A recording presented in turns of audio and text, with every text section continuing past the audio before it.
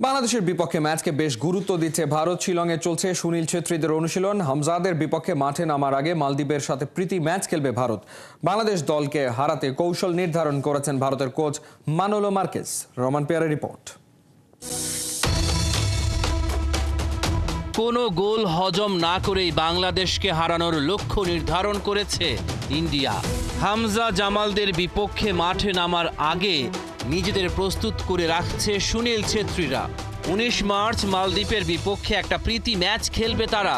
দুইটা ম্যাচই শিলংয়ের জওহরলাল নেহেরু স্টেডিয়ামে খেলবে ইন্ডিয়া।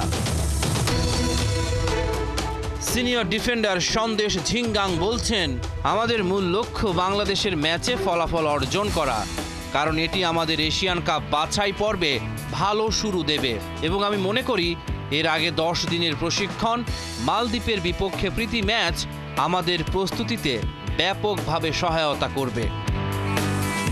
ভারতের জন্য 2024 সাল ছিল দুঃস্বপ্নের মতো। 11টি ম্যাচের একটাও জিততে ব্যর্থ। বাংলাদেশের বিপক্ষে ম্যাচের জন্য অবসর ভেঙে আবারও আন্তর্জাতিক ফুটবলে ফিরছেন ভারতীয় লেজেন্ড সুনীল ছেত্রী। ভারতের ফুটবল কর্তাদের নড়ে চড়ে বসার কারণটা কি হামজা চৌধুরী?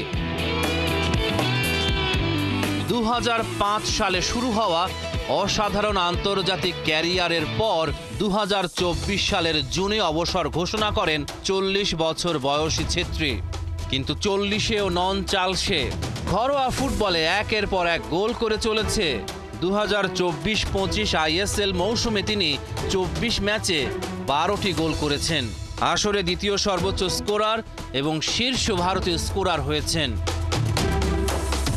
প্রধান কোচ মানোলো মার্কেজ ছেত্রীকে জাতীয় দলে ফিরে আসতে রাজি করানোর পেছনের যুক্তি ব্যাখ্যা করেছেন। আমি সুনীলের সাথে কথা বলেছিলাম এবং তাকে ব্যাখ্যা করেছিলাম আমি তার কাছ থেকে কি চাই। তার বয়স 40 বছর কি না তা বিবেচ্য নয়।